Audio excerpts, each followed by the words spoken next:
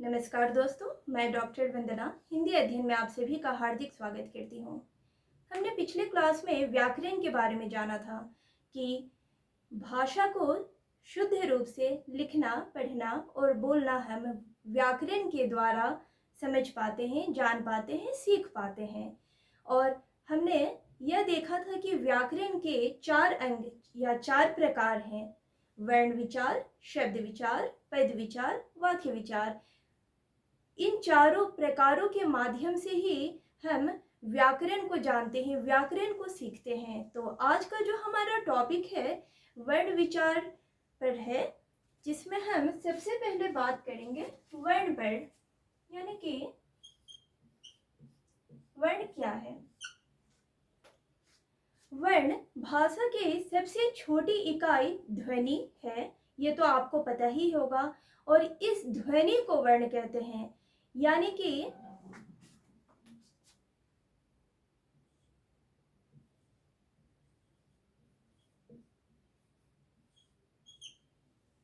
ध्वनि ध्वनि यानी कि ये जो हमारे भाषा का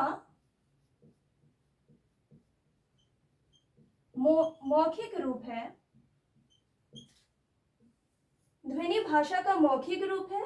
और इसी ध्वनि को जब हम लिखित रूप देंगे तो यह वर्ण हो जाएगा।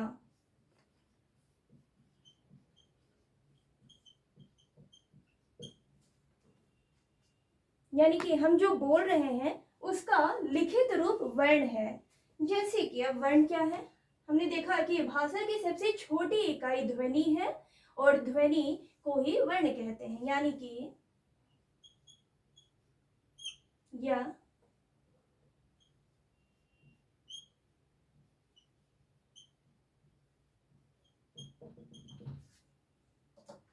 जो मैंने लिखा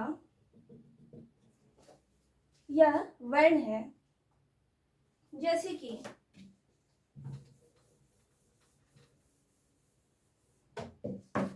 मैंने बोला राम,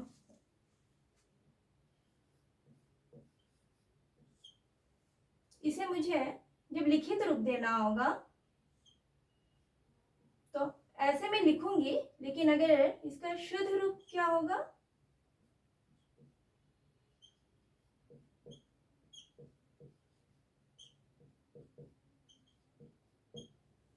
या तो इसे हम कुछ इस तरीके से भी लिखते हैं, रा प्लस मा, जो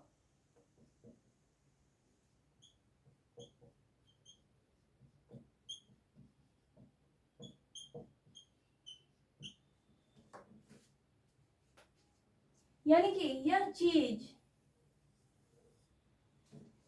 वर्ण कहलाती है, यही वर्ण है। अब वर्णमाला क्या है?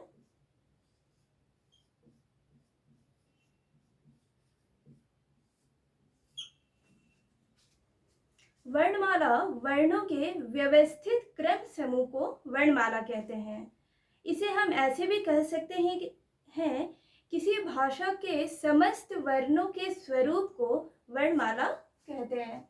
यानी कि व्यवस्थित क्रम समूह, हमें इस शब्द पे ध्यान देना है कि केवल शब्दों का ये समूह नहीं है, बल्कि व्यवस्थित एक क्रम में, और वो होना चाहिए। जैसे कि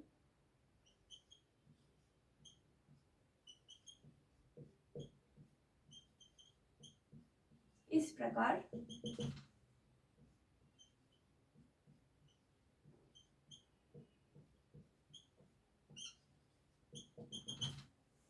ये एक क्रम है। अगर हम ऐसे इसे लिख दे, मान लीजिए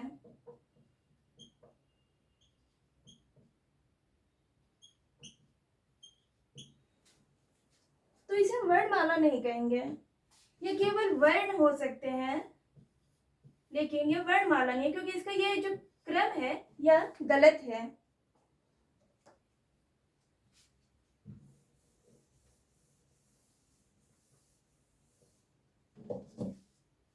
यानी कि अब जैसे कि प्रत्येक भाषा की अपनी वर्णमाला होती है।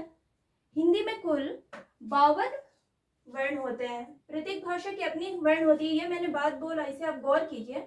जैसे कि हिंदी भाषा में कुल 52 वर्ण हैं।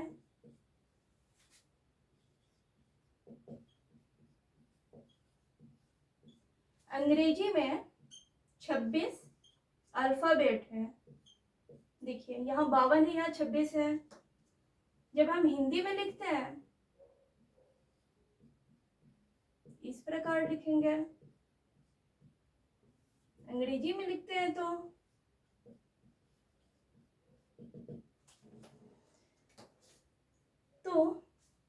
हमने देखा कि वर्ण कुल 52 होते हैं हिंदी में। इसकी चर्चा हम अगले क्लास में करेंगे। धन्यवाद।